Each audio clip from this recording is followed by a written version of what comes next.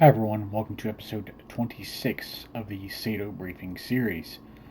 Today we're just going to be talking about the RJ and BAe-146 project.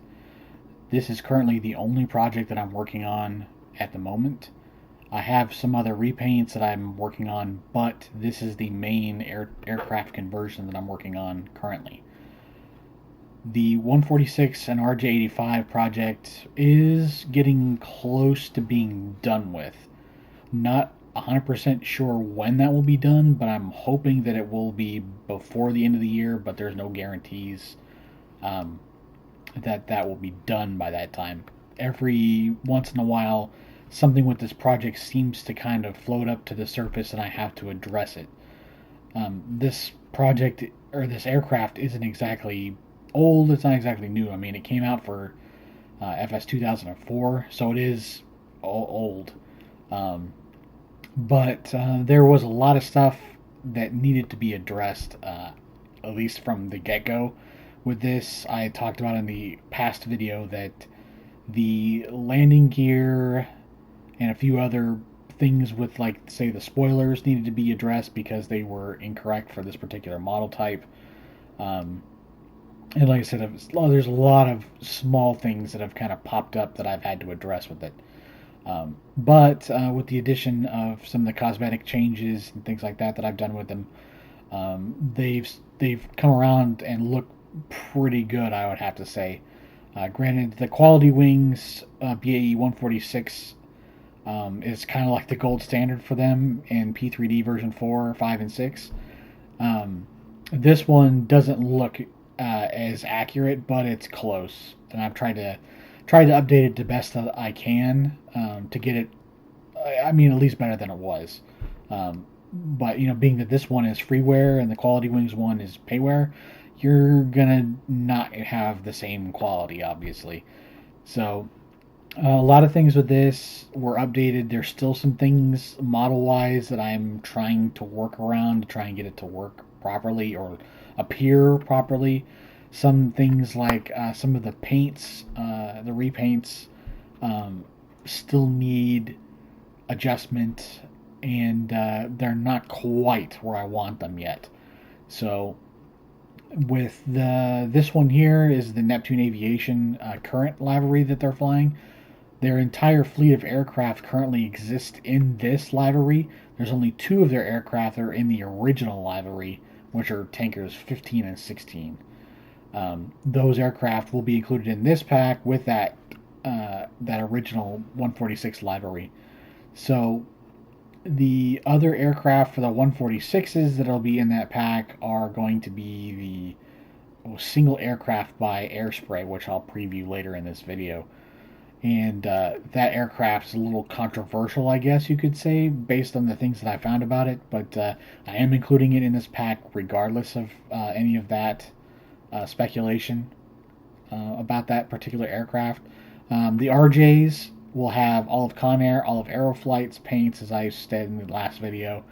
They'll also have a few Australian paints as well. For the New South Wales Rural Fire Service contract, as well as Victoria. The government of Victoria will also have an aircraft for that airplane. So with the 146 and RJs, the other things that I've messed with on this are the flight dynamics, which are considerably better than they were with the stock airplane, at least in my opinion. Based on all the information that I was able to come across for these aircraft, they didn't fly nearly, I feel, like they should have. So I basically overhauled how they flew. The RJ and the BAe-146s, despite them being a four-engine jet, their approach speeds are relatively slow, I would say. They're in the upper 90 knot range, which, if you think about it for a jet, it's pretty impressive.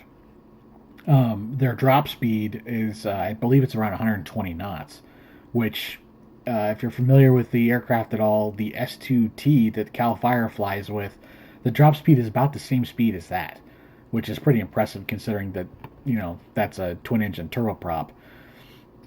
And the 146s and the RJs are flying around with 3,000 gallons aboard. So it's pretty impressive. So, but with that, like I said, the flight dynamics were completely overhauled for that. It's a lot better than they used to be. The weights from these aircraft you're obviously going to have to watch for whenever you're trying to operate on shorter runways. I definitely wouldn't recommend operating these with a full load of retardant on runways any shorter than 5,000 feet. 5,000 feet might be pushing it. The real aircraft also has issues with runways at that length, which, ironically enough, they were saying at least early on with these aircraft that they weren't going to have problems with operating on runways that at that length. But I guess in practice they found out that yeah, indeed, the runways at that length are a problem for this aircraft. So uh, I know from firsthand accounts at Ramona Air Attack Base down in San Diego that they cannot operate this aircraft at full retardant weight there. The U.S. Forest Service also forbids it operating on that runway, which is interesting because Cal Fire operated them briefly on contract down at Ramona on a Cal Fire contract, and they were flying out of there, but at a reduced retardant load. Um, so that's something to take into account with these. So if you're going to be operating on shorter runways, you're not going to be able to take a full retardant load. That's just kind of how it is. There's a give and take when it comes to operational weights and capabilities for these particular jets. Just kind of like with every other aircraft out there, it's like sure you can take this much this much water or retardant with you, but you're going to be flying with less fuel or there's always a give and take with any of this stuff. So that's just something to take into account with these whenever you fly with them. Their max takeoff weight, I think, is around 93,000 pounds. So, like I said, that's just something to take into account with these. Like I said, I did adjust the flight parameters for them so they do fly a little bit better at lower speeds and things like that. Their approach speeds are a little bit more accurate. Um, the other thing I messed with considerably was the cockpit in these. The cockpit now, as you can see here, it's not completely updated, but it's largely more functional than it was. I mean, it was pretty much uh, non-existent for P3D before, and now it's I would say probably 90%. You can see in some of these spots that there's some alignment issues with some of the gauges in some of these spots, but largely all the gauges are functioning. The click spots are all kind of working. There's some things that still don't work on them. Like I said, I'm still trying to work with those, but largely the panel is visually a lot better than it was, and it's also, like I said, functional. You can actually use it in P3D. So that's kind of one of the big things that I was looking at with these, because before there was no functional cockpit at all. This airplane did not show up in P3D at all, and it didn't have a virtual cockpit at all that you could use in P3D. I believe in FSX and FS9 you could, but in P3D you couldn't the way that it was set up. Some of the other paint stuff that I've done with this, I've done some things with the mono to allow for kind of a more paintable sections of it on the wings for the numbers and the belly for this particular version. Um, let's see, what else am I talking about with these? The other model things I'm still trying to work on. The gear, I think, are in its final configuration finally. I still need to do a few things with the engines, the engine animations, but I think largely, like I said, most of the model work is done with these. Most of the work that remains on it is just the paint work. So getting the fine tuning down for all of them. Uh, I will go ahead and hop into the air spray version and we can kind of look at that airplane since it's kind of the newest one that I've added to this.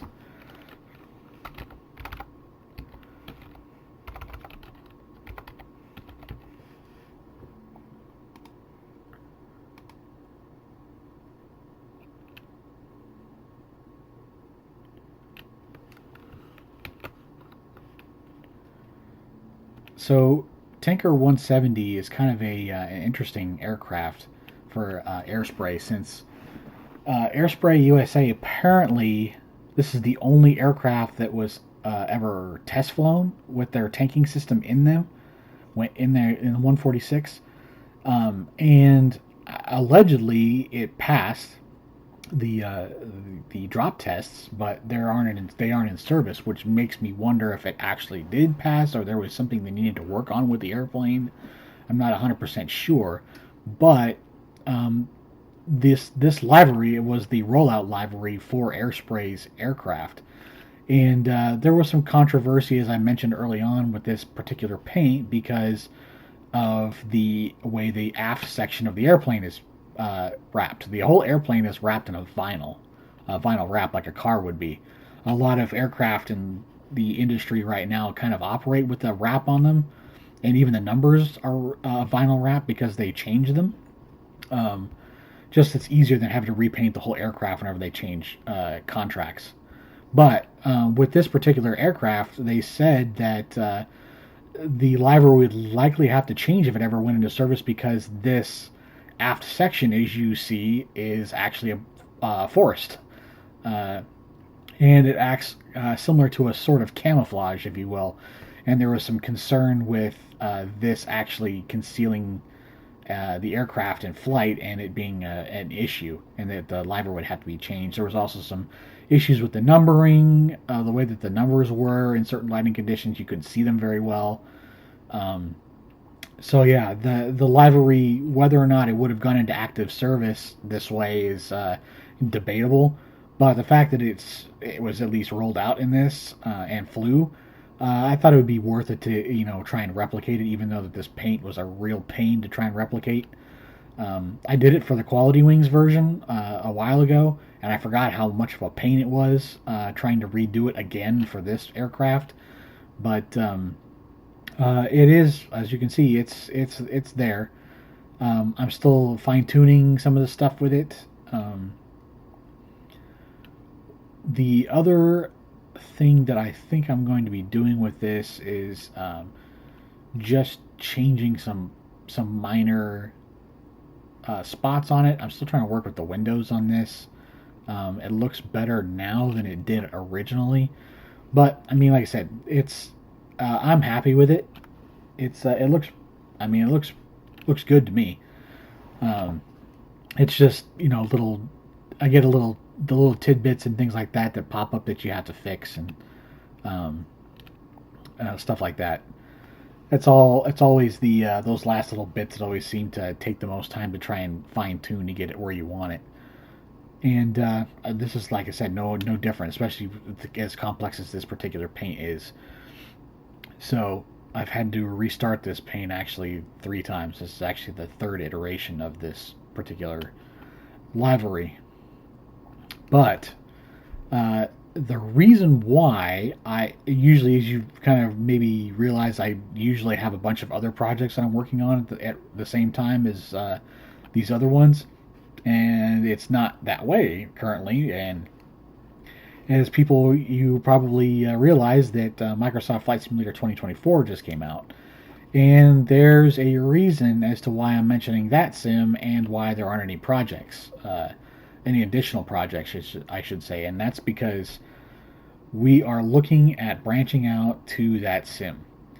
And I didn't want any extra projects on my plate if I was going to, get that sim and then start getting used to it to see how development would spread to that platform, because that's kind of what I'm looking at doing with simulated air tanker operations.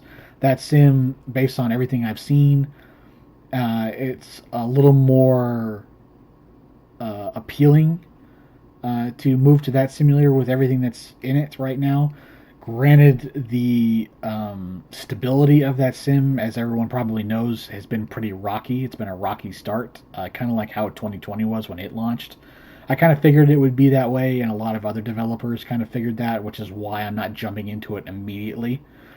That platform I will probably get here soon and get used to it, and then I won't probably be looking at maybe doing projects until deeper into 2025, depending on stability and all that, how development would spread to that simulator. But I am looking at branching to 2024.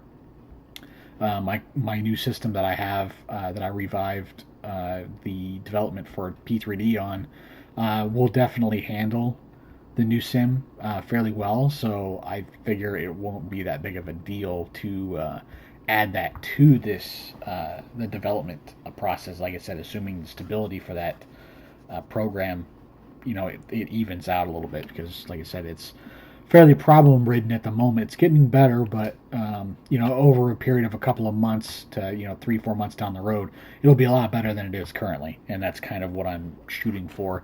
Gives me enough time to get used to the new sim and the SDK and all the other development bits and pieces for that sim. And since I'm already on the topic of 2024, Jeremy, our other admin developer and creator for SATO, he has created Flying J Simulations, his development group for his aircraft that he's doing, his payware aircraft and scenery.